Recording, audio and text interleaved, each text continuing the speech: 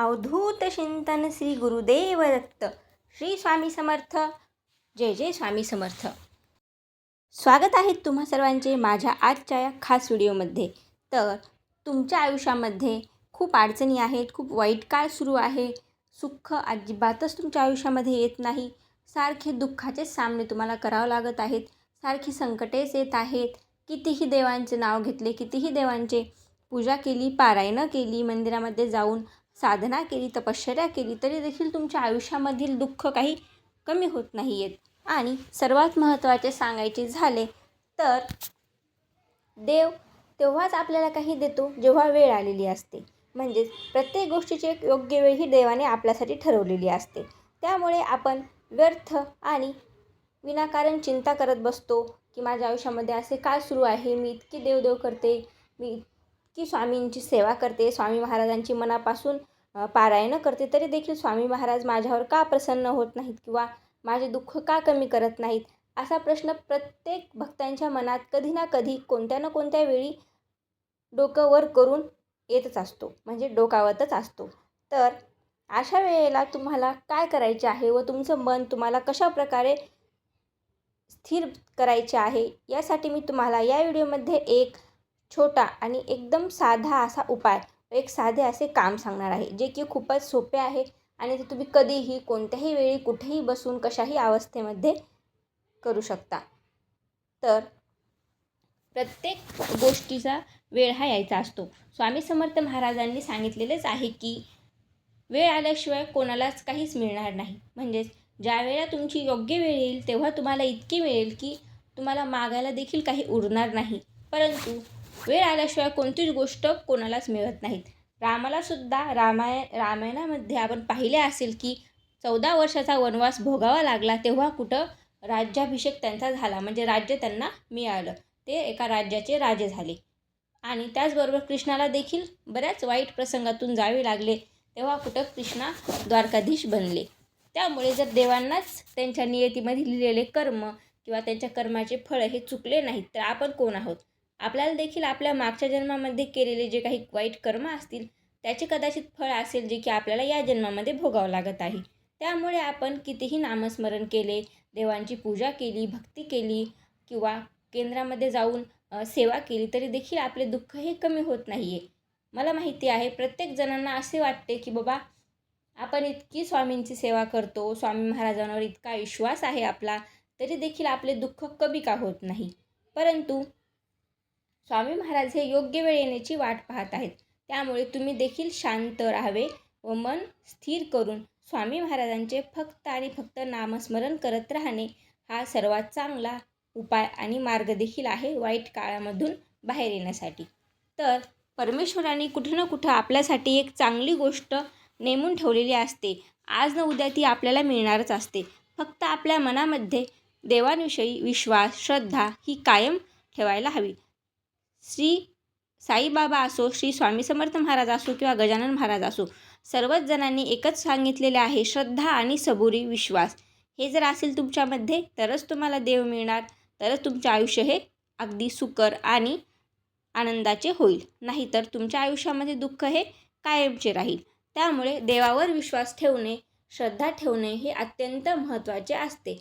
तर आता तुम्हाला स्वामी प्रकट दिनापर्यंत जर कोणत्याही प्रकारची सेवा करणे शक्य होत नसेल किंवा मग तुमची मनस्थिती तशी नसेल की तुम्हाला काही करावेसेच वाटत नसेल, तुम्हाला पारायण करायची इच्छा होत नसेल, तुम्हाला काहीच करावं वाटत नसेल, म्हणजे करण्याची इच्छा आहे परंतु त्या गोष्टीमध्ये तुमचं मन लागत नसेल, अशा वेळेला खूप दुःख, खूप संकटे आपल्यावर आलेली असतात. त्यावेळेला आपल्याला नाही काही करावं वाटत. अशा वेळेला आपण निराश होऊन जातो, हताश होऊन जातो. यावेळेला आपल्याला ना कोणतं पारायण करावं वाटतं, ना कोणती पुस्तक वाचावी वाटतात, ना कोणते ग्रंथ वाचावे वाटतात. तर या वेळेमध्ये फक्त आणि फक्त तुम्ही एकच करा, ते म्हणजे नामस्मरण. तुम्ही ज्या कोणत्या देवाला मानत असाल किंवा मग श्री स्वामी समर्थ महाराजांचे तुम्ही असीम आणि निसीम भक्त असाल, तर रोज तुम्हाला श्री स्वामी समर्थ, श्री स्वामी समर्थ, श्री स्वामी समर्थ किंवा श्री स्वामी समर्थ, जय जय स्वामी समर्थ, श्री स्वामी समर्थ, जय जय स्वामी समर्थ, या मंत्राचा जाप तुम्हाला रोज न विसरता कोणत्याही वेळी, कोणत्याही काळी तुम्ही दिवसभरात कधीही करू शकता.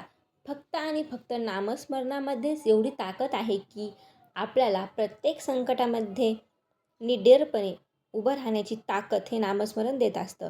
स्वामी महाराज देखील प्रत्येक वेळी म्हणतात की तुम्हाला नाही काही करणं शक्य झालं, नाही कोणती सेवा करणं शक्य झालं, तर फक्त आणि फक्त नामस्मरणच तुम्हाला या सर्व संकटातून, या सर्व दुःखातून, या सर्व संसारामधून तारू शकते.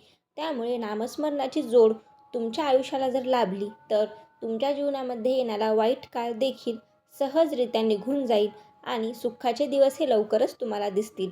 परंतु सुख असो दुःख असो प्रत्येक वेळा नामस्मरण करणे खूपच गरजेचे आणि महत्त्वाचे असते. त्यामुळे तुम्हाला खूप वाईट काळ चालू आहे आयुष्यामध्ये, खूप दुःख आहेत, खूप संकटे आहेत, कोणत्याही प्रकारची सेवा करायची इच्छा होत नाही किंवा करावीशी वाटत नाही, मन लागत नाही त्या सेवेमध्ये, तर तुम्ही नामस्मरण हे करू शकता.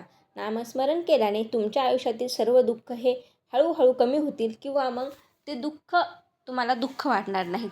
तो वेळ तुमच्यासाठी खूप कठीण जाणार नाही.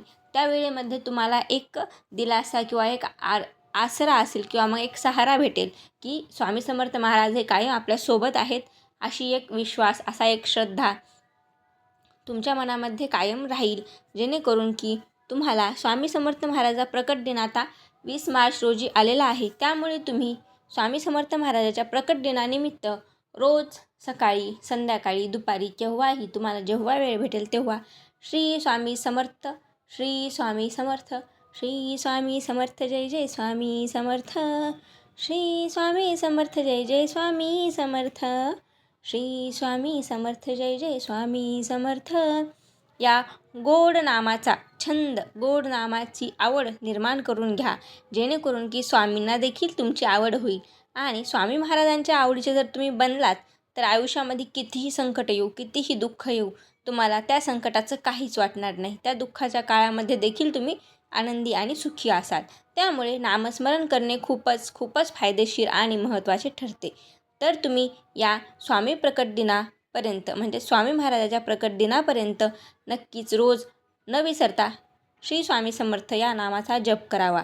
तसेच तुम्ही जर स्वामी महाराजांचे अतिशय प्रिय किंवा मग निस्सीम भक्त असाल तर कमेंटमध्ये श्री स्वामी समर्थ नक्कीच लिहाल. तर आशा करते तुम्हाला माझा हा व्हिडिओ आवडला असेल. जर तुम्हाला हा व्हिडिओ आवडला असेल, तुम्हाला स्वामी महाराजांचे विचार पटले असतील किंवा मग माझे जे काही तोडके मोडके थोडेफार श्रद्धा, विश्वास असलेले जे विचार आहेत देवाविषयी ते जर तुम्हाला आवडले असतील तर चॅनलला सबस्क्राईब करा आणि अशाच नवनवीन व्हिडिओंसाठी बेल आयकॉन हिट करा. जेणेकरून की तुम्हाला व्हिडिओचे नोटिफिकेशन मिळत राहील. तर पुन्हा भेटू अशाच एका छानशा आणि माहितीपूर्ण आणि आध्यात्मिक व्हिडिओसोबत. तोपर्यंत तुम्हा सर्वांना श्री स्वामी समर्थ, जय जय स्वामी समर्थ.